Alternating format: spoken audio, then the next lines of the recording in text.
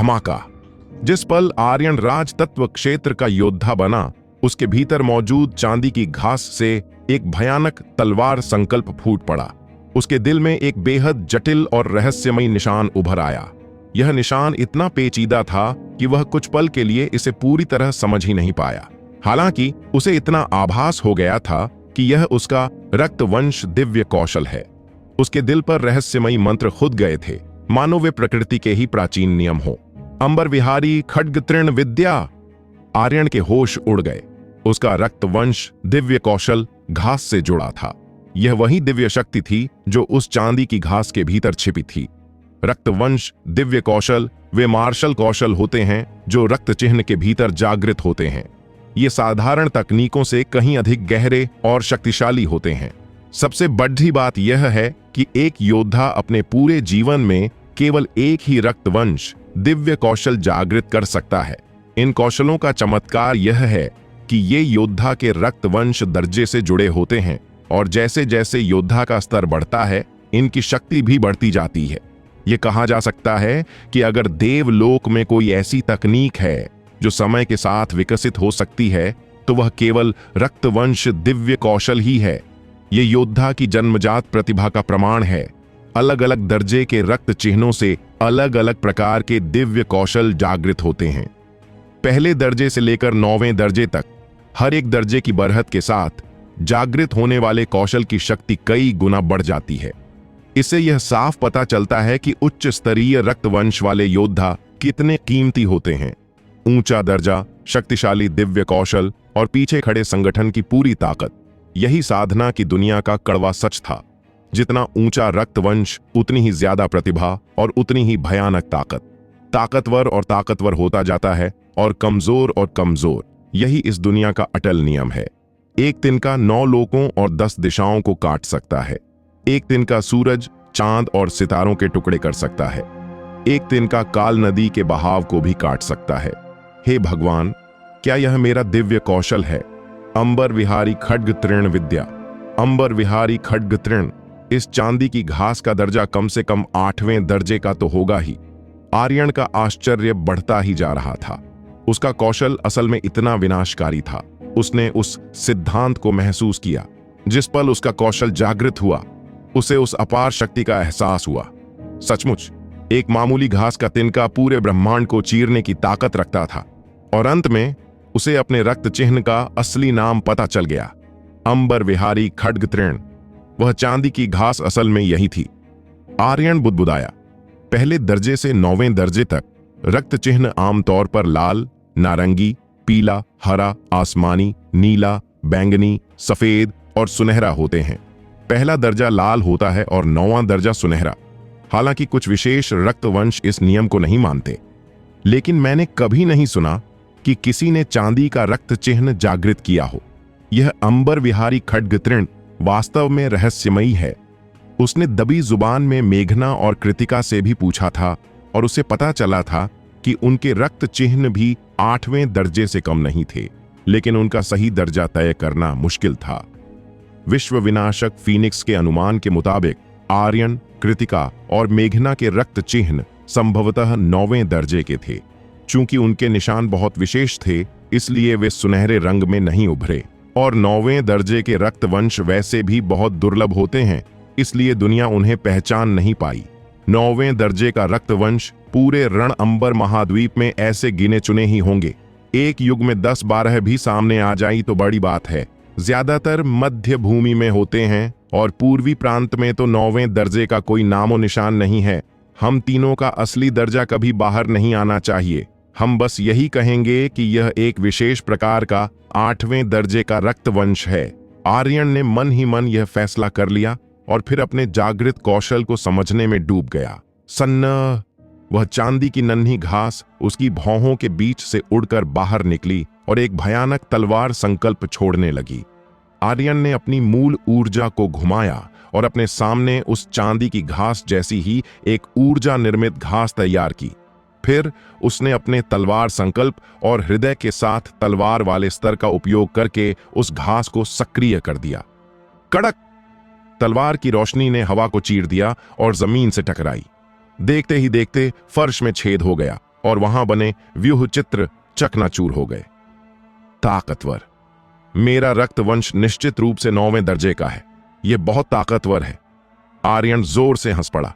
वह अपनी उत्तेजना को रोक नहीं पा रहा था।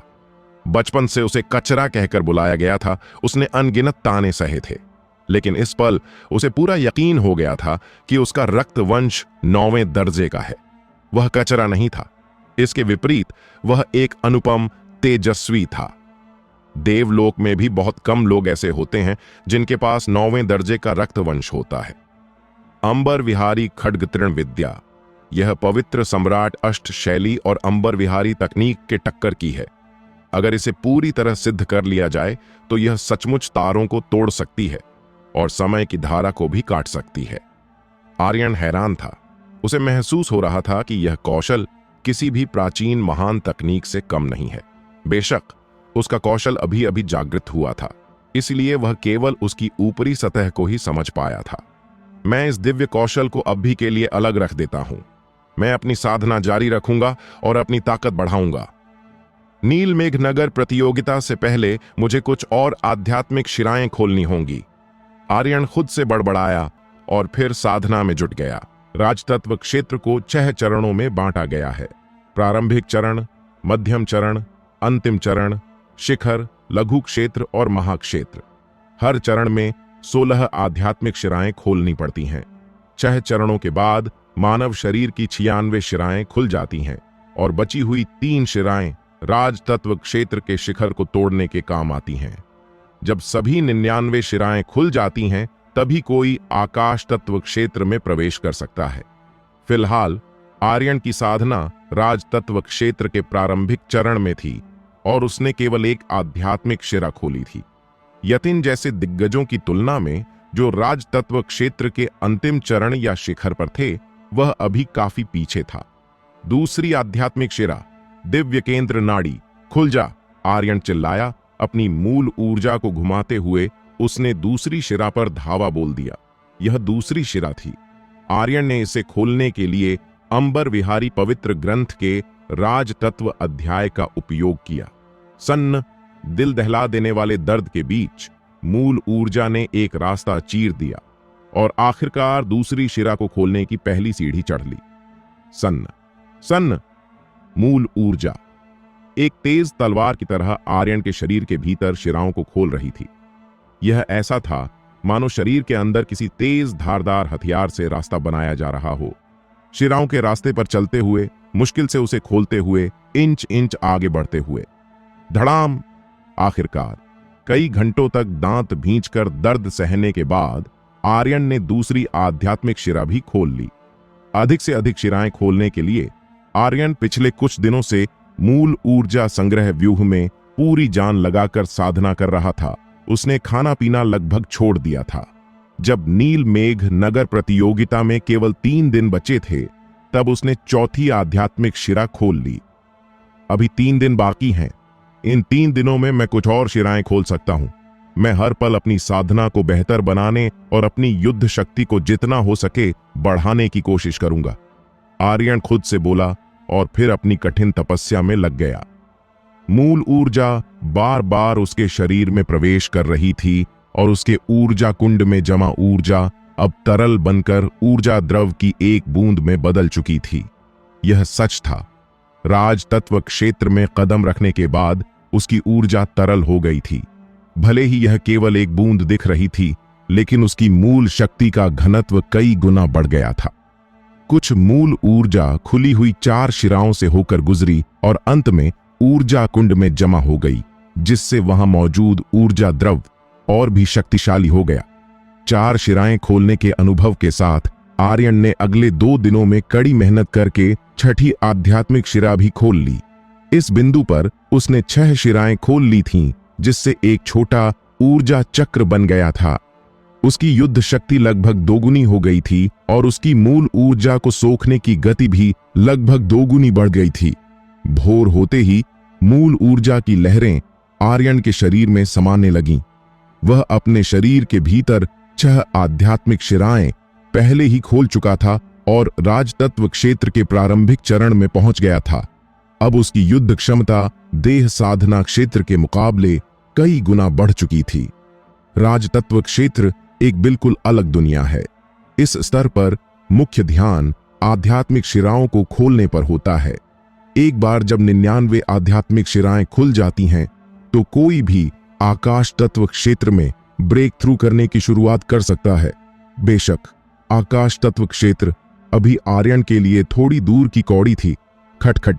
जैसे ही आर्यन साधना से जागा, उसे दरवाजे पर दस्तक सुनाई दी।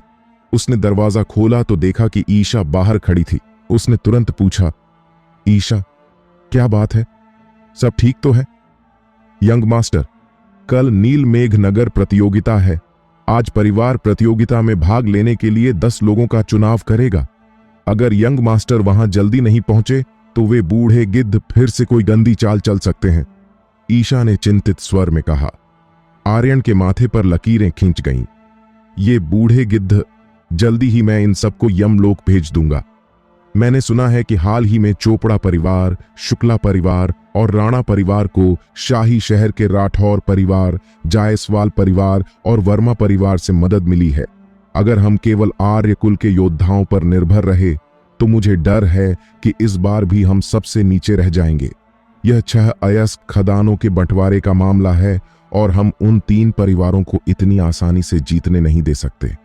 अफसोस, जब से पवित्र सम्राट आर्य कुल के दिग्गजों को लेकर विदेशी दुश्मनों को रोकने के लिए सीमांत भूमि गए हैं, तब से आर्य कुल की प्रतिष्ठा दिन ब दिन गिरती जा रही है।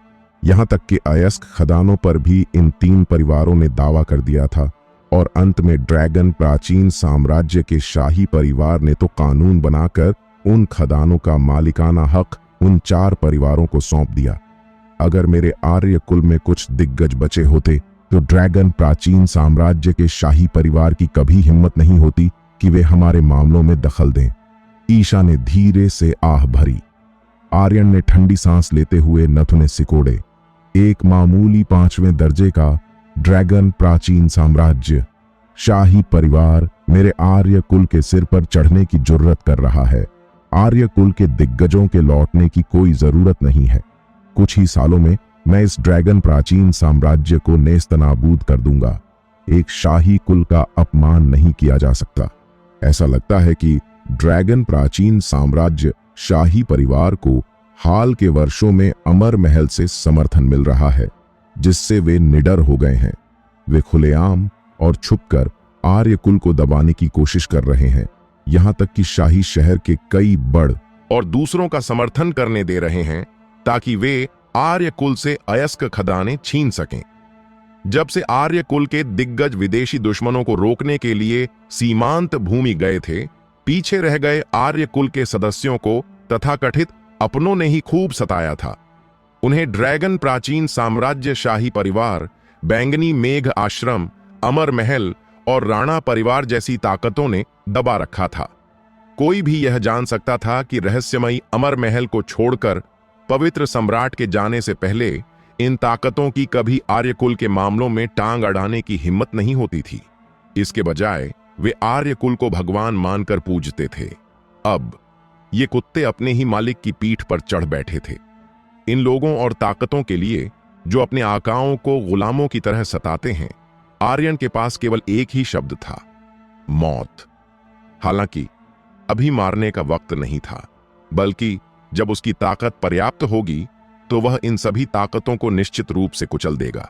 न कोई इंसान बचेगा और न ही कोई कुत्ता। दुश्मनों पर दया का एक कतरा भी नहीं दिखाया जा सकता। दुश्मनों पर दया करना खुद पर जुल्म करने जैसा है। साधना की दुनिया में अगर कोई दुश्मनों को जड़ से नहीं मिटाता तो उसे अंतहीन बदले का सामना करना पड़ता है, जो बेहद परेशान करने वाला होता है। आर्यन भाई, मुझे और मेघना को भी अपने साथ मार्शल प्रतियोगिता में चलने दें। हम तीनों की ताकत और आर्य कुल के साथ तेजस्वी मिलकर प्रतियोगिता में पहला स्थान हासिल करना कोई बहुत मुश्किल काम नहीं होना चाहिए। कृतिका, जो एक हरे रंग की पोशाक में किसी पेंटिंग से निकली हुई अप्सरा जैसी लग रही थी, आगे आई। वह बेहद सौम्य और सुंदर थी। मेघना, जो बर्फ जैसी सफेद पोशाक पहने हुए थी और एक पुरुष का भेष बनाए हुए थी, बेहद खूबसूरत लग रही थी। उसने धीरे से अपना पंखा झला और सिर हिलाते हुए कहा, ऐसा नहीं है, आर्य कुल बिल्कुल भी एकजुट नहीं है। बहुत से लोग शायद आर्यन को अपनी ही हंसी उड़वाते हुए देखना चाहते हैं।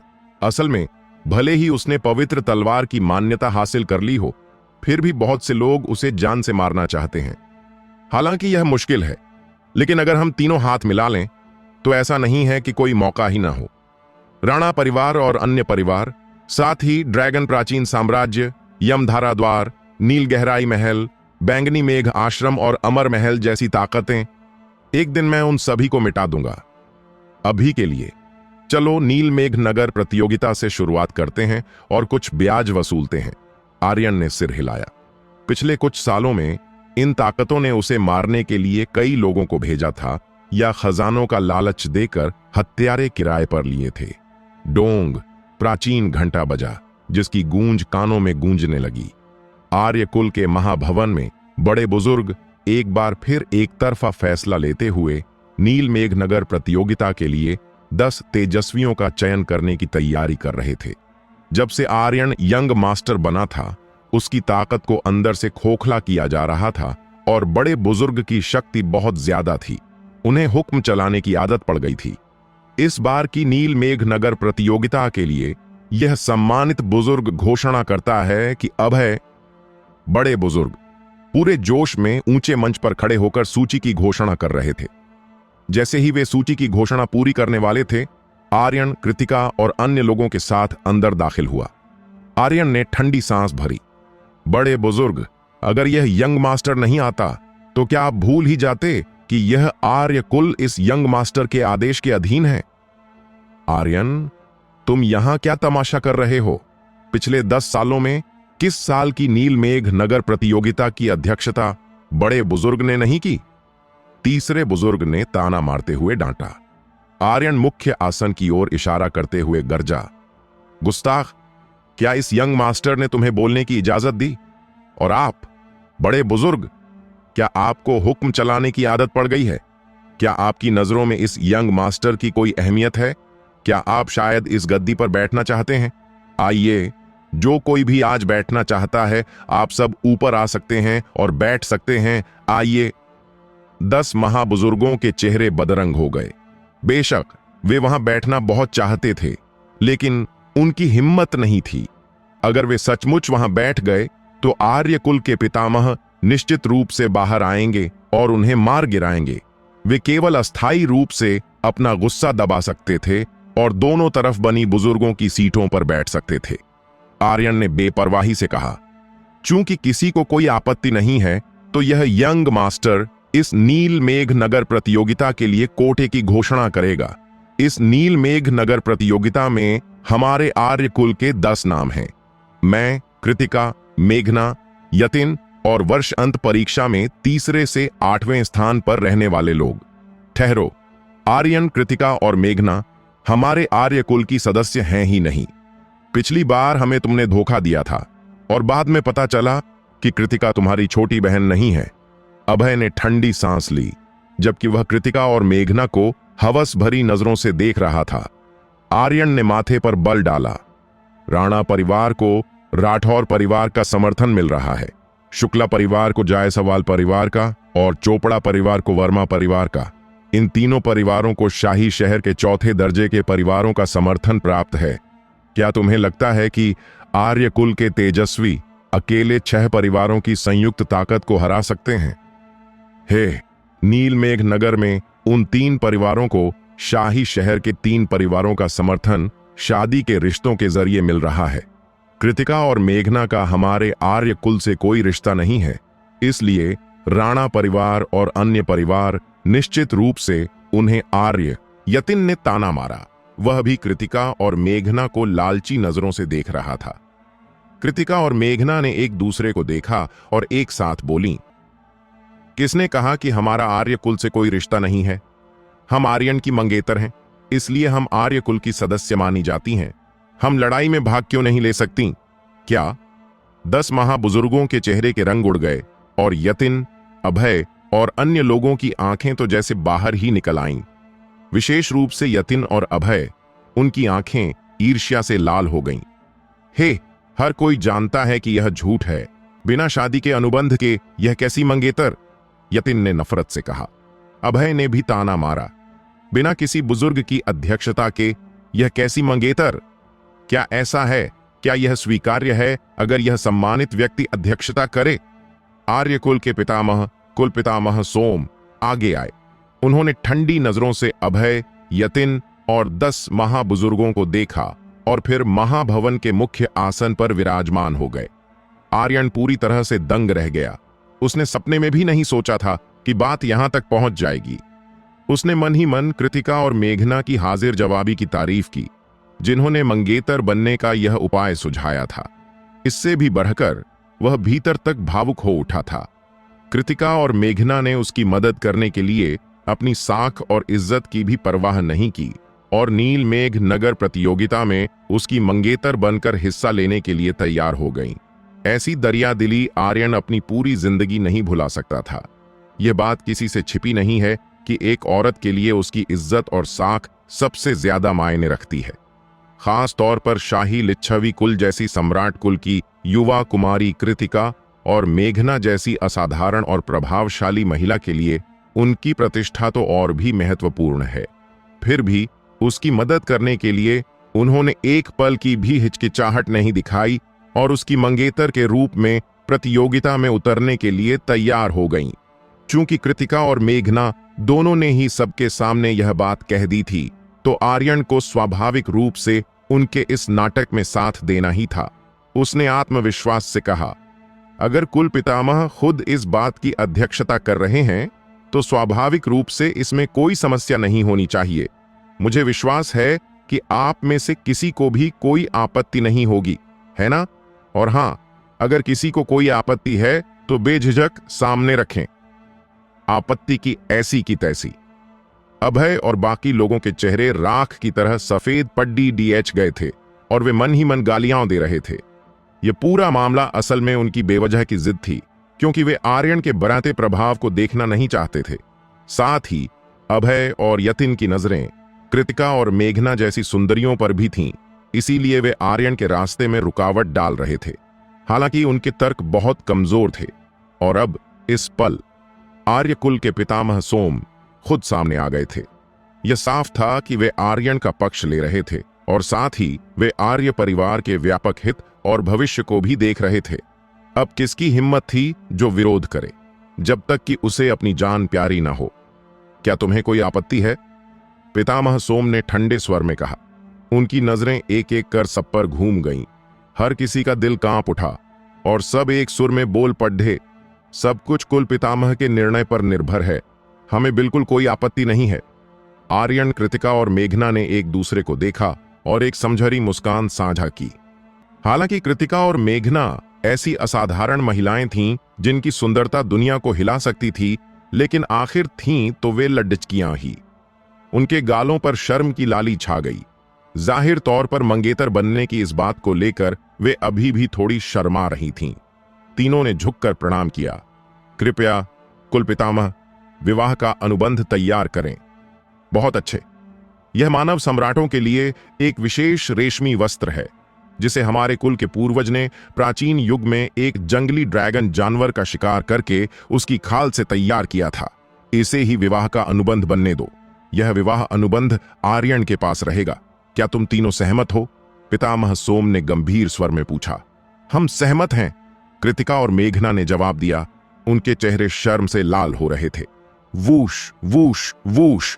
पितामह सोम ने अपनी उंगलियों को तलवार की तरह इस्तेमाल किया और उस जंगली ड्रैगन की खाल पर शब्द उकेरने शुरू कर दिए।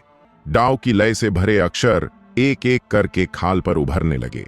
देखते ही देखते विवाह अनुबंध तैयार हो गया। पितामह सोम मुस्कुराए। तुम तीनों इस विवाह अनुबंध पर अपनी अपनी आत्मा की छाप लगा दो और यह अनुबंध पूरा हो जाएगा। धन्यवाद कुल पितामह। आर्यन और दोनों लड़कियों ने उनका आभार व्यक्त किया। Sizzle sizzle sizzle. तीनों ने एक साथ उस सुनहरे विवाह अनुबंध पर अपनी आत्मा की छाप अंकित कर दी। उसी पल एक बेहद रहस्यमयी एहसास ने उन तीनों को आपस में जोड़ दिया। आर्यकुल के पितामह ने अपनी दाढ़ी पर हाथ फेरा और मुस्कुराते हुए कहा, यह मानव सम्राटों के लिए विशेष रेशमी वस्त्र है और इस पर तुम्हारी आत्मा के निशान हैं। इसलिए तुम तीनों के बीच एक गहरा आत्मिक संबंध बन गया है। चूंकि दोनों युवा कुमारियां अब मेरे आर्य कुल के सम्राट पुत्र की मंगेतर बन गई हैं, इसलिए यह बूढ़ा पितामह तुम्हें शगुन के तौर पर एक छोटा सा उपहार देगा। जब मेरे कुल का सम्राट पुत्र भविष्य में तुम दोनों से विधिवत विवाह करेगा, तब वह तुम्हें असली विवाह का उपहार भेंट करेगा। Whoosh whoosh. पितामह सोम ने हवा में हाथ लहराया और 2 प्राचीन जेड कंगन निकाले। उनके हाथ के इशारे के साथ ही वे कंगन उड़ते हुए आर्यन के हाथ में आ गिरे। आर्यन समझ गया और भीड़ की ईर्ष्या, जलन और नफरत भरी निगाहों के बीच उसने वे 2 कीमती जेड कंगन कृतिका और मेघना की नाजुक कलाइयों में पहना दिए। यह कुल पितामह, आज तो मेरा भी शुभ दिन है। क्या आपने मेरे लिए कोई उपहार तैयार नहीं किया? आर्यन ने काफी देर तक इंतजार किया, लेकिन जब देखा कि पितामह सोम की तरफ से और कोई हलचल नहीं हुई, तो उसने बेशर्मी से पूछ ही लिया।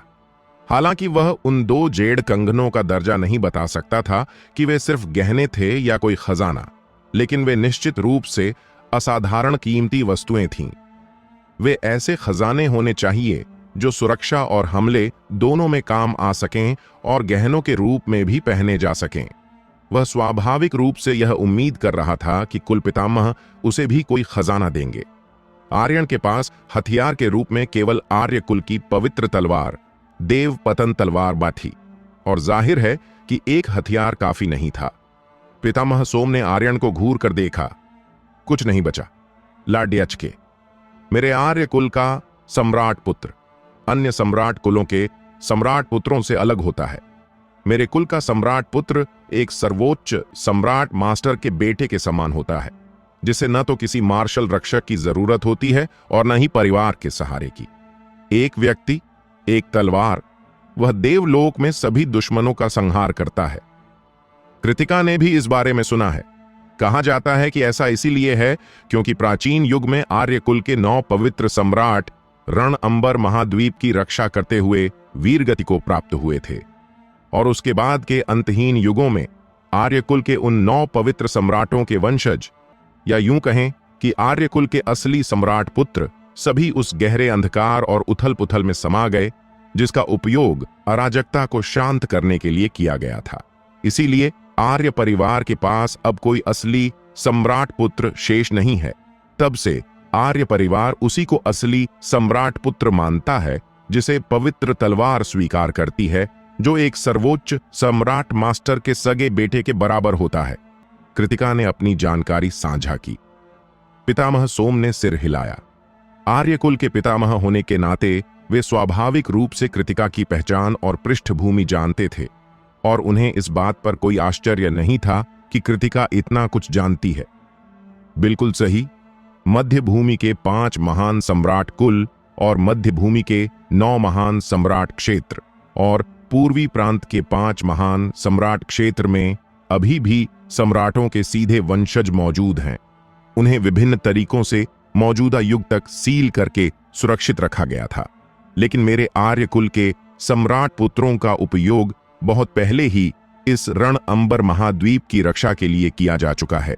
वर्तमान युग को इतिहास का सबसे उथल पुथल भरा, सबसे अंधेरा और सुनहरा युग भी कहा जाता है। मेरे कुल के सम्राट पुत्र के उदय का मतलब है कि आगे का रास्ता वास्तव में बहुत कठिन और कटीला है। इसीलिए एक आर्य कुल के सम्राट पुत्र के रूप में तुम्हें केवल स्वर्ग के विरुद्ध जाना होगा, राक्षसी राजाओं के खून और हड्डियों पर कदम रखते हुए उस अद्वितीय सम्राट पथ में प्रवेश करना होगा। तभी तुम शायद वह महान सम्राट मास्टर बन पाओगे और मार्शल पथ के शिखर को पा सकोगे। आपकी शिक्षाओं के लिए धन्यवाद कुल पितामह। मैं निश्चित रूप से पूरी लगन से साधना करूंगा और मार्शल डाओ के शिखर तक पहुंचूंगा। आर्यन ने सिर झुकाकर प्रणाम किया। उसकी आंखों की गहराई में एक दृढ़ संकल्प की चमक टिमटिमा रही थी। पितामह सोम ने कहा, यहां का मामला समाप्त हुआ। तुम सब अब नीलमेघ नगर प्रतियोगिता का संचालन खुद संभाल सकते हो। वूश। पितामह सोम सीधे मुख्य हॉल से गायब हो गए। उनकी यह गति देखकर हर कोई हैरान रह गया। ठीक है, चूंकि अब किसी और को कोई आपत्ति नहीं है, तो वापस जाओ और तैयारी करो। कल हम नीलमेघ नगर प्रतियोगिता में भाग लेंगे। यंग मास्टर और कुछ नहीं कहेगा। मुझे उम्मीद है कि हर कोई बढ़ी तस्वीर को प्राथमिकता देगा और परिवार की इज्जत का ख्याल रखेगा, आर्यन ने संजीदगी से कहा। हम अभय, यतिन और अन्य लोगों ने नाक भौं सिकोधी और फुफकारे, लेकिन उन्होंने आगे कुछ नहीं कहा। 10 महाबुजुर्गों के चेहरे भी गंभीर थे। वे मन ही मन सोच रहे थे कि नीलमेघ नगर प्रतियोगिता में आर्यन को कैसे रास्ते से हटाया जाए। उन्होंने यंग मास्टर के पद पर कब्जा करने का ख्याल अभी भी नहीं छोड़ा था। आर्यन अपने आंगन में लौट आया और हाथों की मुद्राएं बनाकर साधना में जुट गया। वह समय बर्बाद नहीं करना चाहता था। वह अपनी पूरी ताकत के साथ लगातार साधना कर रहा था, हर पल का उपयोग करके एक उच्च स्तर में ब्रेक थ्रू करने की कोशिश कर रहा था। रात के खाने के दौरान सबका मूड काफी भारी और गंभीर था। आर्यन भैया, यह प्रतियोगिता निश्चित रूप से बहुत खतरनाक होगी। राणा परिवार, चोपड़ा परिवार और शुक्ला परिवार को शाही शहर के राठौर परिवार, जायसवाल परिवार और वर्मा परिवार का समर्थन हासिल है और वे निश्चित रूप से आपके लिए मुश्किलें पैदा करने की पूरी कोशिश करेंगे। और आर्यकुल के 10 महाबुजुर्ग और अभय जैसे लोग, मुझे डर है कि वे न केवल आपकी मदद नहीं करेंगे बल्कि गिरते हुए को और ठोकर मारेंगे, कृतिका ने चिंता जताते हुए कहा। मेघना ने शांत भाव से कहा, आर्यकुल का सम्राट पुत्र सर्वोच्च क्षमता का प्रतिनिधित्व करता है और यहां तक कि पवित्र तलवार देवपातान को भी चला सकता है। 10 महाबुजुर्ग यंग मास्टर के पद के लिए संघर्ष करना नहीं छोड़ेंगे। जब तक आप आर्य परिवार की सफाई नहीं कर देते, यह संघर्ष अंतहीन चलता रहेगा। मैं समझता हूं कि तुम क्या कह रही हो, लेकिन इन बातों पर हम प्रतियोगिता के बाद चर्चा करेंगे। इस प्रतियोगिता में कोई भी दुर्घटना या गलती नहीं होनी चाहिए, इसलिए सब लोग वापस जाकर अपनी तैयारी करो, आर्यन ने निर्णायक स्वर में कहा। रात के खाने के बाद आर्यन अपने कमरे में लौट आया और उसने अपनी साथ ही उसका दिमाग तेजी से दौड़ डीएच रहा था कि कल सुबह प्रतियोगिता शुरू होने से पहले वह अपनी ताकत को अधिकतम कैसे बढ़ा सकता है। मैं पहले ही राजतत्व क्षेत्र के प्रारंभिक चरण तक पहुंच चुका हूं। जाहिर है कि इतनी कम समय में अपने स्तर को फिर से बढ़ाना असंभव है, जब तक कि मैं औषधीय गोलियों का ढेर न लगा दूं। लेकिन सच्चे योद्धा अपनी साधना बढ़ाने के लिए गोलियों का सहारा लेने से नफरत करते हैं, क्योंकि इससे उनकी नींव कमजोर हो जाती है। आर्यन अपने आप से बड़बड़ाया। वह सिर्फ एक रात में एक और स्तर पार नहीं कर सकता था। कल नीलमेघ नगर प्रतियोगिता थी और उसके पास अपने स्तर को सुधारने के लिए इतना समय नहीं था। चूंकि वह इतने कम समय में अपने स्तर में सुधार नहीं कर सकता था, इसलिए उसने मार्शल कौशल के बारे में सोचा। हालांकि उसने पाया कि रातों रात किसी कौशल में महारत हासिल करना भी उतना ही मुश्किल था। आर्यन बुदबुदाया, मैंने ड्रैगन फीनिक्स कायाकल्प प्रहार की पहली शैली, पाताल से उभरता गुप्त ड्रैगन, और दूसरी शैली खेत में लौटता ड्रैगन को साध लिया है। कम समय में तीसरी शैली को सफलतापूर्वक साधना असंभव है। स्वर्ण गरुड़ के 6 कदम तकनीक में मुझे लघु सिद्धि मिल चुकी है और इसे भी कम समय में सुधारना बहुत कठिन है। पवित्र सम्राट अष्ट शैली तो और भी जटिल है। अभी तक मैं केवल पहली शैली मुहर तलवार की आंधी को ही साध पाया हूं, और अंबर विहारी खड्ग तृण विद्या, यह रक्तवंश दिव्य कौशल अभी अभी जागृत हुआ है, इसलिए यह केवल एक शुरुआत भर है। ऐसा लगता है कि मार्शल कौशल के पहलू से शुरुआत करना भी बहुत संभव नहीं है। नीलमेघ नगर प्रतियोगिता में स्पष्ट रूप से यह नियम था कि औषधीय गोलियां, शक्तिशाली हथियार और जंगली जानवरों की अनुमति नहीं थी, इसलिए उसने गोलियां बनाने या व्यूह रचना तैयार करने पर विचार नहीं किया। आखिरकार उसे सर्वोच्च शिखर का ख्याल आया। विश्व विनाशक फीनिक्स ने एक बार कहा था कि सर्वोच्च शिखर में सर्वोच्च क्षमता छिपी होती है, उसे इसे खुद ही खोद कर निकालना था। जब आर्यन देह साधना क्षेत्र में था, तब वह अनगिनत प्रतिभाओं को पीछे छोड़ते हुए सर्वोच्च शिखर तक पहुंचा था, जो युगों युगों की कुछ सबसे मजबूत प्रतिभाओं के बराबर था। जब वह सर्वोच्च शिखर पर पहुंचा, तो इससे आकाश और पृथ्वी के बीच एक गूंज पैदा हुई और उसके ऊर्जा कुंड में एक आकाशीय हृदय चिन्ह अंकित हो गया था। देह साधना क्षेत्र के सर्वोच्च शिखर पर पहुंचने के बाद उसकी समझने की क्षमता, शारीरिक बनावट, शारीरिक बल और ऊर्जा कुंड सभी में काफी सुधार हुआ था। यहां तक कि उसका ऊर्जा कुंड कई गुना फैल गया था। यह सर्वोच्च शिखर द्वारा लाया गया सौभाग्य था। लेकिन विश्व विनाशक फीनिक्स ने उसे साफ तौर पर बताया था कि सर्वोच्च शिखर केवल इस सौभाग्य तक सीमित नहीं था। आखिर युगों युगों से सभी प्रतिभाएं हर स्तर में सर्वोच्च शिखर तक ब्रेक थ्रू क्यों करना चाहती थीं? मुख्य रूप से उत्कर्ष द्वार के कारण। जंगली जानवरों और अन्य जातियों की तुलना में मानव जाति शारीरिक रूप से स्वाभाविक रूप से कमजोर है, लेकिन फिर भी मानव जाति सर्वोच्च सम्राटों और अद्वितीय मानव सम्राटों को जन्म क्यों दे सकती है? क्योंकि मानव जाति के शरीर में अनंत क्षमता है। जब तक वे अपने शरीर के भीतर की क्षमता को अनलॉक करने का कोई तरीका खोज लेते हैं, तब तक एक सर्वोच्च महाशक्ति बनने की संभावना बनी रहती है। और युगों युगों से मानव जाति के पिछले आर्षियों ने साधना प्रणाली का अध्ययन किया और अंततः एक चौंकाने वाले तथ्य पर पहुंचे। हर स्तर में एक सर्वोच्च शिखर होता है जो वर्तमान स्तर से परे होता है। हर स्तर में उत्कर्ष का ऐसा अवसर होता है जो क्षमता को बहुत विकसित करता है। हर स्तर में एक महान परिवर्तन का अवसर होता है जो कि सर्वोच्च शिखर है। और सच्चे सर्वोच्च शिखर के लिए शरीर के भीतर छिपे 9 उत्कर्ष द्वारों को खोजने की आवश्यकता होती है। दूसरे शब्दों में, चूंकि मैं देह साधना क्षेत्र में सर्वोच्च शिखर तक पहुंच गया था, इसलिए मेरे पास एक उत्कर्ष द्वार खोलने का अवसर है। आर्यन अपने आप से बड़बड़ाया और तुरंत उत्साहित हो गया। विश्व विनाशक फीनिक्स ने जो कहा था उसके अनुसार उत्कर्ष द्वार की तुलना में सर्वोच्च शिखर में ब्रेक थ्रू करते समय आर्यन को मिली आकाश और पृथ्वी की गूंज, आकाशीय हृदय चिन्ह और सौभाग्य की शक्ति नगण्य थी। उत्कर्ष द्वार यह एक किंवदंती है। ऐसा कहा जाता है कि यही कारण है कि मानव जाति स्वर्ग को चुनौती दे सकती है और अद्वितीय मानव सम्राट और सर्वोच्च सम्राट बन सकती है। ऐसा इसीलिए है क्योंकि मानव जाति के शरीर के भीतर 9 उत्कर्ष द्वार होते हैं। एक बार जब कोई उत्कर्ष द्वार खोल लेता है तो एक अद्वितीय महाशक्ति बनने की संभावना होती है।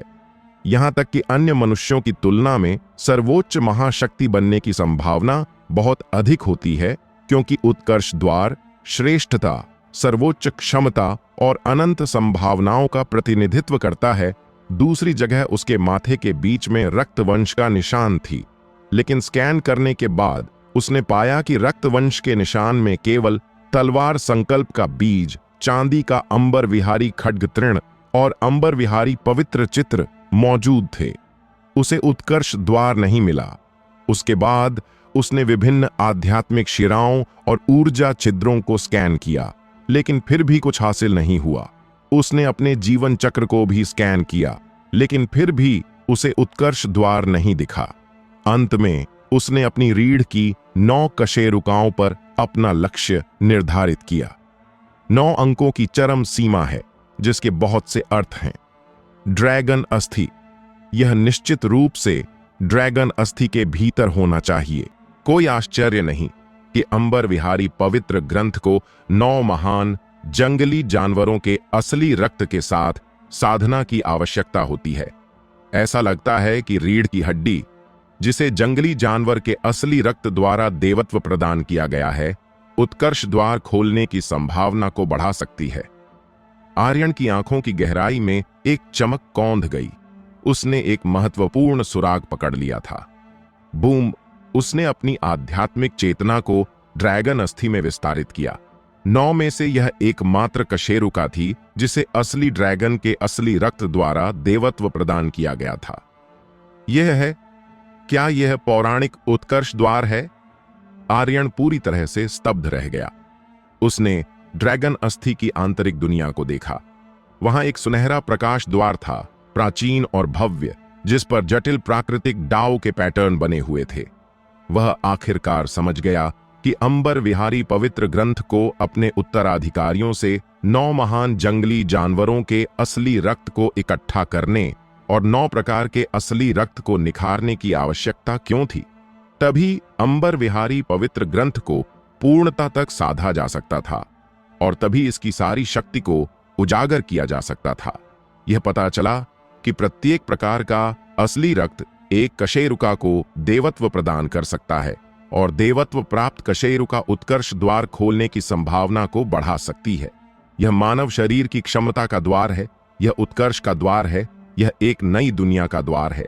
जब तक मैं इस दरवाजे को तोड़ देता हूं, मैं उत्कर्ष द्वार खोल सकता हूं, मैं मानव शरीर में क्षमता का पहला द्वार खोल सकता हूं, आर्यन ने उत्साह से कहा। फिर अपने शरीर में सारी मूल ऊर्जा को जुटाया और सुनहरे प्रकाश द्वार की ओर दौड़ पड़ा। बैंग! उसका पूरा शरीर कांप उठा और पूरे शरीर में तीव्र दर्द फैल गया। सुनहरा प्रकाश द्वार अडिग रहा। फिर से आर्यन गरजा, फिर से गति पकड़ते हुए, अपनी सारी मूल ऊर्जा को जुटाते हुए और उस सुनहरे प्रकाश द्वार से जमकर टकराया। तीसरी टक्कर, चौथी टक्कर, 3000वीं टक्कर। जब आर्यन का पूरा शरीर पूरी तरह से टूटने की कगार पर था और उसकी आत्मा और आध्यात्मिक चेतना बिखरने वाली थी, तब वह सुनहरा विशाल द्वार आखिरकार फट गया। हमम! इस क्षण आकाश और पृथ्वी में कंपन हुआ। 9 लोकों से तारों की एक धारा नीचे लटकी। शून्य लोक में सुनहरे कमल खिले और पृथ्वी से दिव्य झरने फूट पड़े। आर्यन का शरीर सुनहरे विशाल द्वार के भीतर से निकलने वाले स्पष्ट प्रकाश से घिर गया था और उसे पूरे शरीर में गर्मी महसूस हुई। उसका पूरा अस्तित्व एक भयानक आभा और सुनहरे प्रकाश को बिखेर रहा था, जैसे कि वह एक असली ड्रैगन हो, जैसे कि वह एक महादेवता हो। उसका पूरा व्यक्तित्व अतुलनीय रूप से पवित्र और भयानक हो गया, एक प्रागैतिहासिक युग के विशाल जानवर की तरह और मानव सम्राटों को पार करने वाले महादेवता की तरह। प्राचीन मंत्रोच्चार की ध्वनियां उसके चारों ओर गूंज उठीं। उसने पूरी तरह से तरोताजा महसूस किया। उसने आखिरकार पहला उत्कर्ष द्वार खोल लिया था। क्षमता का यह द्वार खोल दिया था, सुनहरा विशाल द्वार खोल दिया था। आकाश और पृथ्वी की विसंगतियां, उत्कर्ष द्वार खुल गया। सन्न सन्न! श्वेत वस्त्रधारी युवक ने सिर हिलाया और उदासीन भाव से कहा, बिल्कुल। अपनी जवानी में मानव क्षेत्र के 9 लोकों के भीतर मैंने 3 बार सर्वोच्च शिखर प्राप्त किया था और गगनचरम क्षेत्र के उस सर्वोच्च शिखर के दौरान मैंने एक बार उत्कर्ष द्वार खोला था, जिससे मुझे उस युग का नंबर 1 तेजस्वी होने की उपाधि मिली थी। लेकिन इस पीढ़ी का यह सम्राट पुत्र देह साधना क्षेत्र के सर्वोच्च शिखर में ही उत्कर्ष द्वार खोलने में सक्षम हो गया है। इसकी समझने की क्षमता मेरी तुलना में भी कहीं अधिक है। सन्न सन्न सन्न! कृतिका, मेघना, ईशा और अन्य लोग चौंक गए। वे सभी आंगन में चले आए। उनके शरीर शून्य लोक के सुनहरे कमलों और जमीन पर फूट रहे दिव्य झरनों की रोशनी से घिर गए। उन्होंने महसूस किया कि ये रोशनी उन्हें शुद्ध कर रही थी और उनकी समझने की क्षमता, शारीरिक बनावट और देह बल, सब कुछ बेहतर हो रहा था। क्या ऐसा हो सकता है? क्या यह वही पौराणिक उत्कर्ष द्वार है? क्या आर्यन भैया ने सचमुच उत्कर्ष द्वार खोल दिया है? कृतिका पूरी तरह से हैरान थी। वहां मौजूद सभी लोगों में से केवल उसने और विश्व विनाशक फीनिक्स ने ही उत्कर्ष द्वार की किंवदंती सुनी थी। विश्व विनाशक फीनिक्स थोड़ा हक्का बक्का था। यह सम्राट तो उस समय बस इस बच्चे को बेवकूफ बना रहा था। मुझे उम्मीद नहीं थी कि वह वास्तव में उत्कर्ष द्वार खोलने में सक्षम होगा। यह मरा हुआ पक्षी वास्तव में भरोसेमंद नहीं है। लोगों का एक समूह उस अमर फीनिक्स की आलोचना कर रहा था, जबकि साथ ही वे आर्यन के घर की ओर देख रहे थे। असल में आर्यन का घर अब वहां था ही नहीं। वह घर एक भयानक शक्ति से चकनाचूर हो चुका था। आर्यन एक देवता की तरह प्रकट हुआ, सुनहरी पवित्र रोशनी से घिरा हुआ, पूरी तरह से दिव्य, एक असली ड्रैगन और एक अमर फीनिक्स की तरह। उससे एक भयानक ऊर्जा निकल रही थी, प्रागैतिहासिक काल के किसी विशालकाय जानवर की तरह। उससे एक परम और भयानक आभा निकल रही थी।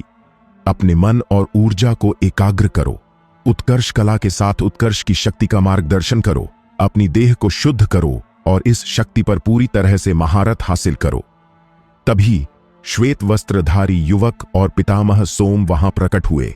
श्वेत वस्त्रधारी युवक ने एक उंगली से इशारा किया और आर्यन के मस्तक के बीचों बीच एक गुप्त कला को स्थापित कर दिया। धड़ाम! आर्यन ने उत्कर्ष कला प्राप्त की और तुरंत इसका उपयोग उत्कर्ष द्वार की शक्ति को निर्देशित करने और अपनी देह को शुद्ध करने के लिए किया। कड़क कड़क उसका मांस और खून फट रहा था, उसकी हड्डियां टूट रही थीं, उसकी आध्यात्मिक शिराएं फिर से संगठित हो रही थीं और उसका ऊर्जा कुंड विस्तार ले रहा था। यहां तक कि उसकी आध्यात्मिक चेतना भी पुनर्गठित हो रही थी। उसका पूरा अस्तित्व एक महान परिवर्तन से गुजर रहा था। यह परिवर्तन 3 घंटे तक चला। इन 3 घंटों के दौरान उसने मांस और रक्त के विनाश और पुनर्जन्म तथा हड्डियों के टूटने और पुनर्गठन की प्रक्रिया को सहन किया।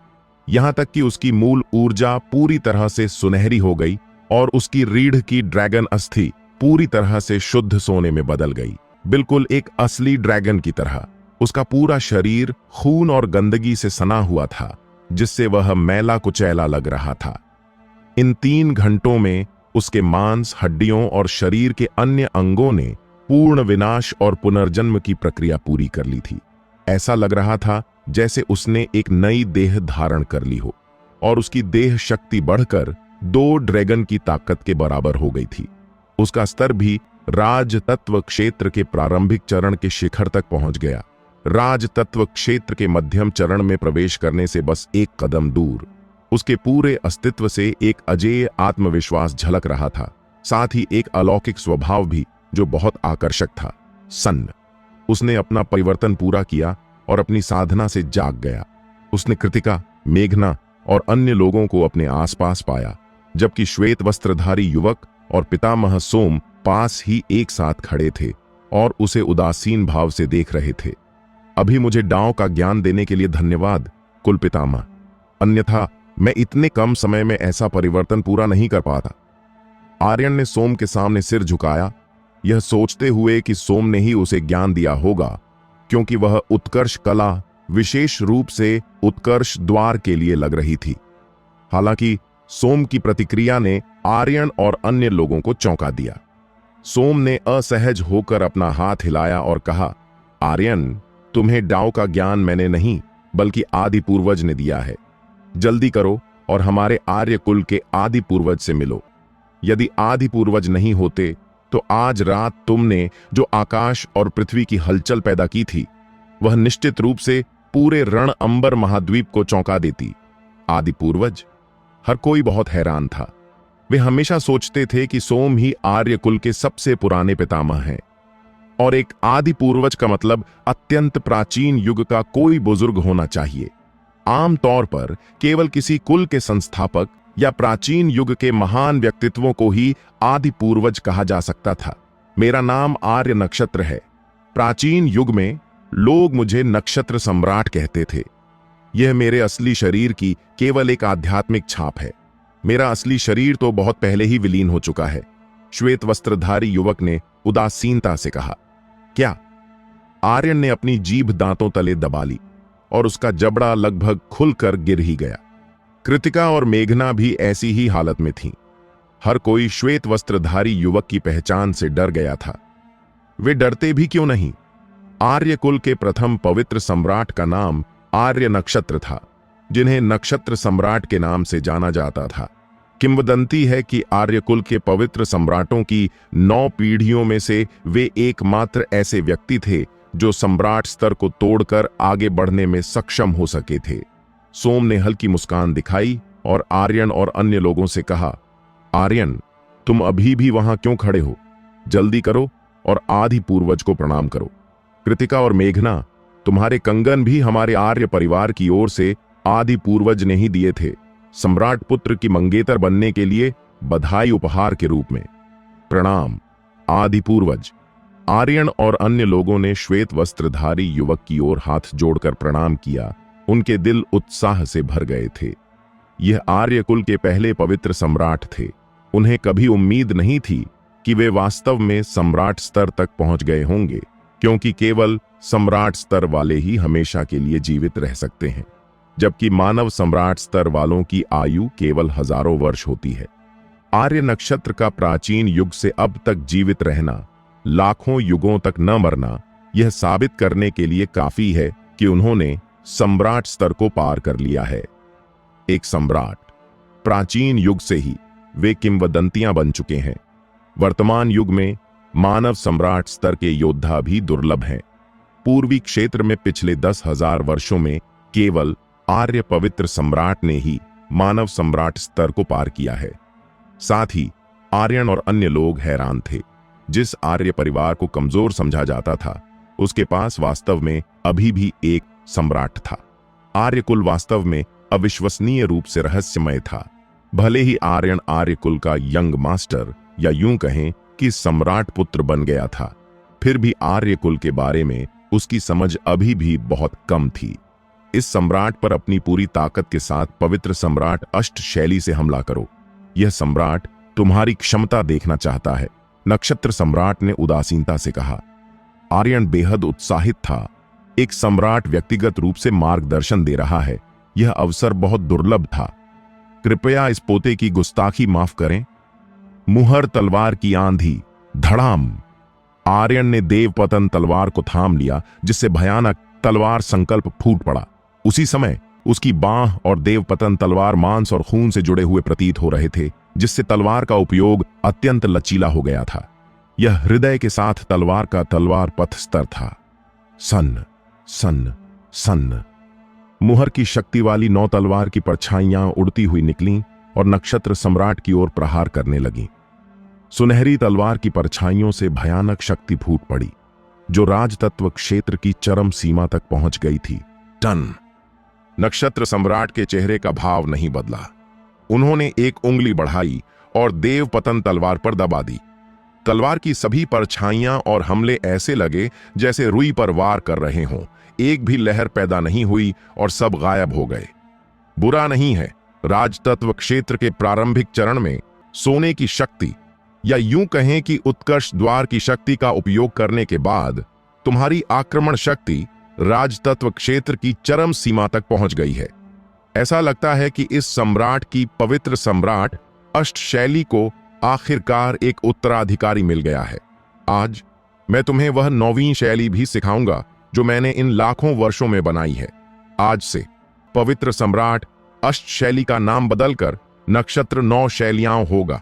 नक्षत्र 9 शैलियां को आखिरकार एक वारिस मिल गया है। नक्षत्र सम्राट ने उदासीनता से सिर हिलाया और आर्यन के मस्तक में एक सुनहरी रोशनी भेजने के लिए अपनी उंगली से इशारा किया। आर्यन की खुशी का कोई ठिकाना नहीं था। उसने कभी सपने में भी नहीं सोचा था कि आर्य कुल के आदि पूर्वज नक्षत्र सम्राट उस भयानक पवित्र सम्राट अष्टशैली को संशोधित करके नक्षत्र 9 शैलियाओं में बदल देंगे। इसकी शक्ति अब पहले से भी कहीं अधिक बढ़ गई थी। यह एक सच्ची सम्राट कला थी। जब आर्य कुल के आदि पूर्वज मानव सम्राट स्तर पर थे, तब वे अपनी मानव सम्राट स्तर की साधना के साथ ही किसी सम्राट का मुकाबला कर सकते थे, और बाद में नक्षत्र सम्राट स्वयं एक सम्राट बने, जो निस्संदेह सभी सम्राटों के बीच एक अद्वितीय अस्तित्व थे। देवलोक के ऐसे शिखर विशेषज्ञ द्वारा बनाई गई सम्राट कला भले ही दिव्य कौशल न हो, लेकिन उसके बहुत करीब थी। धन्यवाद आदि पूर्वज। आर्यन ने उनका आभार व्यक्त किया। नक्षत्र सम्राट ने सभी पर एक नजर डाली और उदासीन भाव से कहा, मेरा आर्य कुल कभी किसी से कमजोर नहीं रहा है। सन्न। नक्षत्र सम्राट गायब हो गए, जैसे वे वहां कभी थे ही नहीं। सबके चेहरों पर उलझन देखकर कुलपितामह सोम ने समझाया, आदि पूर्वज का मतलब है कि आर्यन, तुम रणअंबर महाद्वीप में जहां चाहे बेधड़क घूम सकते हो। मेरा आर्य परिवार किसी भी ताकत से नहीं डरता। तुम्हें परिवार पर मुसीबत आने की चिंता करके खुद को छोटा महसूस करने की जरूरत नहीं है। मेरे आर्य कुल के सम्राट पुत्र को देवलोक के सभी दुश्मनों को मारने के लिए केवल एक व्यक्ति और एक तलवार की ही जरूरत है। युवा पीढ़ी के बीच होने वाले संघर्षों में हम हस्तक्षेप नहीं करेंगे, लेकिन जैसे ही किसी छठे दर्जे या उससे ऊंची ताकत का कोई बुजुर्ग कोई चाल चलेगा या कोई गगनचरम क्षेत्र का योद्धा तुम पर हमला करेगा, तो मेरा आर्य परिवार निश्चित रूप से तुम्हारे लिए न्याय मांगेगा। सन्न। सोम भी गायब हो गए, जैसे वे कभी वहां प्रकट ही नहीं हुए थे। कुल पितामह, मेरे पिता, वो आर्यन ने जल्दी से पूछा, लेकिन उसने पाया कि आर्य कुल के आदि पूर्वज और सोम दोनों जा चुके थे। आर्य पवित्र सम्राट सीमांत भूमि में विदेशी दुश्मनों का विरोध करते हुए हमारे आर्य परिवार का प्रतिनिधित्व कर रहे हैं। जब तुम एक दिन मानव राजा क्षेत्र में पहुंच जाओगे, तब तुम उन्हें खोजने के लिए सीमांत भूमि में जा सकते हो। दूर से सोम की आवाज आई। हू! सभी ने राहत की सांस ली। आर्य कुल के आदि पूर्वज और सोम के वहां होने से वे सभी काफी संकोच में थे। यहां तक कि विश्व विनाशक फीनिक्स, जो आमतौर पर निडर, चालाक, काले दिल वाला, मजाकिया और धन का लालची था, वह भी लापरवाही से बोलने की हिम्मत नहीं जुटा पाया था। उफ! इसने तो इस सम्राट की जान ही निकाल दी थी। वह सचमुच नक्षत्र सम्राट थे। आर्यन बच्चे, तुम्हारा आर्य परिवार उतना कमजोर नहीं है जितना सतह पर दिखता है। यह सम्राट काफी समय से सोच रहा था कि नील मेघ नगर, जो प्राचीन युग का पवित्र शहर था, इतना कमजोर कैसे हो सकता है। अब लगता है कि जिस आर्य परिवार और नील मेघ नगर में हम हैं, वे असली आर्य परिवार और नील मेघ नगर नहीं हैं। असली आर्य परिवार और नील मेघ नगर नक्षत्र सम्राट के लघु संसार के भीतर होने चाहिए। विश्व विनाशक फीनिक्स ने अपने पंख से अपनी छाती थपथपाते हुए कहा। अभी भी उसके मन में डर बना हुआ था। कृतिका भी हैरान थी। मैंने कभी नहीं सोचा था कि प्राचीन युग के बाद भी इस देवलोक में अभी भी सम्राट मौजूद होंगे। मेरे लिच्छवी कुल के सभी सम्राट प्राचीन युग में गायब हो गए थे। मुझे उम्मीद नहीं थी कि आर्य परिवार का कोई सम्राट अभी भी जीवित होगा। नील मेघ नगर एक ऐसी जगह है जहां भाग्य का मिलन होता है, और यह पूर्वी प्रांत के पहले वर्जित क्षेत्र, देवपतन वर्जित क्षेत्र के करीब है। हर युग में यहां कई शक्तिशाली व्यक्ति पैदा होते हैं, और यह युग भी कोई अपवाद नहीं है। आर्य परिवार के शिष्यों में से एक बड़े हिस्से ने छठे दर्जे या उससे उच्च रक्त चिन्ह को जागृत किया है, जो पहले से ही पूर्वी प्रांत में 7वें दर्जे से नीचे की सभी ताकतों को पीछे छोड़ देता है, और यहां तक कि 8वें दर्जे की ताकतों से भी आगे निकल जाता है। मेघना की शांत आंखों में बुद्धिमत्ता चमक रही थी। आर्यन ने सिर हिलाया। इसका मतलब है कि पूर्वी प्रांत का आर्य परिवार वास्तव में अभी भी एक सम्राट कुल है। बस पिछले कुछ दशकों में वे अपेक्षाकृत शांत रहे हैं। मेरे पिता के नेतृत्व में कुलीन व्यक्तियों के एक हिस्से के अलावा, जो विदेशी दुश्मनों का विरोध करने के लिए सीमांत भूमि गए हैं, दूसरा हिस्सा संभवतः आदि पूर्वज के लघु संसार के भीतर है। आर्यन धूल और खून से सना हुआ था। उसने स्नान किया। सभी के साथ नील मेघ नगर प्रतियोगिता के बारे में चर्चा करने के बाद सुबह होने में ज्यादा देर नहीं थी। सभी ने जल्दी से नाश्ता किया और आर्यकुल प्लाजा में पहुंच गए। इस समय आर्यकुल प्लाजा पहले से ही लोगों से भरा हुआ था। यह नील मेघ नगर प्रतियोगिता 4 महान कुलों और कुछ छोटे परिवारों, और आर्य परिवार भी इसे बहुत महत्व देता था। आर्यन, तुम्हारी वास्तव में आने की हिम्मत हुई, सच में अज्ञानी हो। प्रतियोगिता में यंग मास्टर निश्चित रूप से तुम्हारे हाथ पैर तोड़ देगा और तुम्हें अपाहिज बना देगा। यतिन ने आर्यन की ओर देखते हुए उपहास किया, और यहां तक कि कृतिका और मेघना पर भी वासना भरी निगाहें डालीं। अभय जोर से हंसा, राजतत्व क्षेत्र के मध्यम चरण की आभा बिखेरते हुए। आर्यन, यंग मास्टर ने पहले ही राजतत्व क्षेत्र के मध्यम चरण को पार कर लिया है। तुम बस पिटने का इंतजार करो। हाँ, बिल्कुल। चचेरे भाई यतिन पहले ही राजतत्व क्षेत्र के लघु क्षेत्र में पहुंच चुके हैं। आर्यन, तुम खत्म हो। क्या तुम्हें सच में लगता है कि किस्मत से पवित्र तलवार की मान्यता पाकर और किस्मत से वर्ष अंत परीक्षा में प्रथम आकर तुमने सच में अपनी तकदीर बदल ली है? भले ही तुम करवट बदल लो, रहोगे तुम वही कुड्ढा कचरा। यह नील मेघ नगर प्रतियोगिता निश्चित रूप से एक निकम्मे के रूप में तुम्हारा असली रूप सबके सामने ला देगी। आर्य परिवार के कुछ योद्धा जोर जोर से हंसने लगे और आर्यन का मजाक उड़ाते रहे। हालांकि वे अब आर्यन को पूरी तरह से निकम्मा नहीं मानते थे, क्योंकि आर्यन ने बहुत अधिक शक्ति का प्रदर्शन किया था। फिर भी उन्हें विश्वास नहीं था कि आर्यन यतिन को हरा सकता है। इसके अलावा नील मेघ नगर के 4 यंग मास्टर में से अन्य 3 भी थे, और सबसे भयानक 9 चाल राजा भी। उनकी राय में आर्यन का प्रतियोगिता में भाग लेना बस खुद की दुर्गति को आमंत्रित करना था। राणा परिवार, चोपड़ा परिवार और शुक्ला परिवार सभी ने घोषणा कर दी थी कि वे नीलमेघ नगर प्रतियोगिता में आर्यन को अपाहिज कर देंगे। इतना ही नहीं, राणा परिवार, चोपड़ा परिवार और शुक्ला परिवार को शाही शहर के राठौर परिवार, जायसवाल परिवार और वर्मा परिवार का समर्थन प्राप्त था। उनकी नजर में आर्य परिवार उन 3 परिवारों को नहीं हरा सकता था जिन्हें चौथे दर्जे के परिवारों का समर्थन प्राप्त था। क्या ऐसी बात है? तो मैं इंतजार करूंगा, आर्यन ने शांति से कहा। आर्यन का शांत और संयमित व्यवहार देखकर यतिन और अभय और अन्य लोग क्रोधित हो गए। एक निकम्मा, वह किस बात का इतना गहरा बनने का नाटक कर रहा था? आर्य परिवार इकट्ठा हुआ और 1000 से अधिक लोग आर्य परिवार से बाहर निकलकर नीलमेघ नगर के प्लाजा की ओर चल पड़े।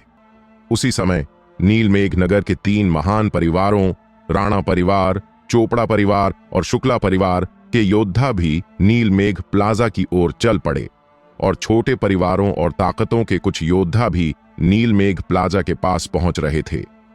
नीलमेघ नगर प्रतियोगिता, यह नीलमेघ नगर में एक भव्य वार्षिक कार्यक्रम था।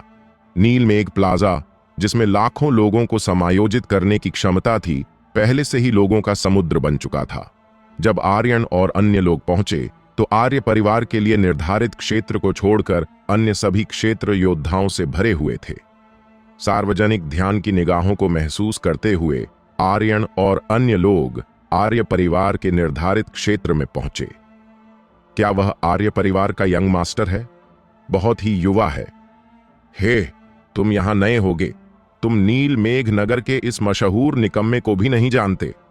हे, अब वह निकम्मा नहीं है, बल्कि 10,000 वर्षों में आर्य परिवार का पहला व्यक्ति है जिसने पवित्र तलवार को बाहर निकाला और उसकी मान्यता प्राप्त की।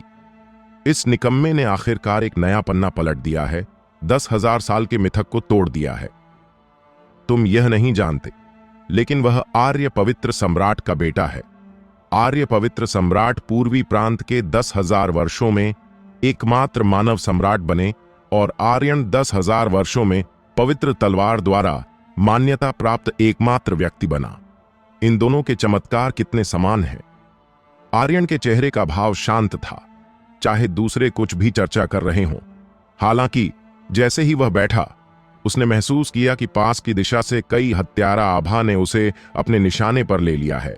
उसने मुड़कर देखा तो पाया कि विक्रांत, बलदेव और गजेंद्र राणा कुल प्रमुख के साथ राणा परिवार के स्थान से उसे जहरीली निगाहों से देख रहे थे। उनकी इच्छा थी कि वे उसे टुकड़े टुकड़े कर दें। इतना ही नहीं, वहां एक विशिष्ट दिखने वाली महिला भी थी जो तिरस्कार पूर्वक उसे ऊपर से नीचे तक देख रही थी। आर्यन को अपनी ओर देखते हुए पाकर लगभग 18 वर्ष की वह लाल वस्त्रधारी लड़की ने ठंडक से अपनी नाक सिकोड़ी। उसने आर्यन की ओर ऐसे देखा जैसे वह कोई चींटी हो और अपनी ठोड़ी ऊंची करके गर्व से बोली, तो तुम वही निकम्मे हो जिसे चचेरी बहन रश्मि ने छोड़ दिया था। तुम सचमुच बेकार हो। बहन रश्मि पहले ही आकाश तत्व क्षेत्र में पहुंच चुकी हैं और तुमने अभी अभी राज तत्व क्षेत्र को पार किया है। यंग मास्टर किस स्तर पर पहुंचता है, क्या इसका तुमसे कोई लेना देना है? आर्यन ने अपनी भौहें सिकोड़ी और ठंडक से जवाब दिया। लाल वस्त्रधारी लड़की ने गर्व से कहा, हे, काफी गुस्से वाला निकम्मा है। मैं रिया राठौर आज तुम्हें बता दूंगी। मुझे चचेरी बहन रश्मि के कुछ करने की भी जरूरत नहीं है। मैं तुम्हें पूरी तरह से अपाहिज बना सकती हूं, बस तुम इंतजार करो। क्या ऐसी बात है? यंग मास्टर को इसका बहुत बेसब्री से इंतजार है। मुझे आश्चर्य है कि तब कौन अपाहिज होगा? आर्यन ने उपहास किया। उसने कभी उम्मीद नहीं की थी कि रश्मि राठौर से संबंधित लोग अभी भी दरवाजा खटखटाने आएंगे। चूंकि मामला ऐसा था, तो वह अब इन लोगों से कुछ ब्याज वसूल करेगा और फिर रश्मि राठौर को खोजने जाएगा।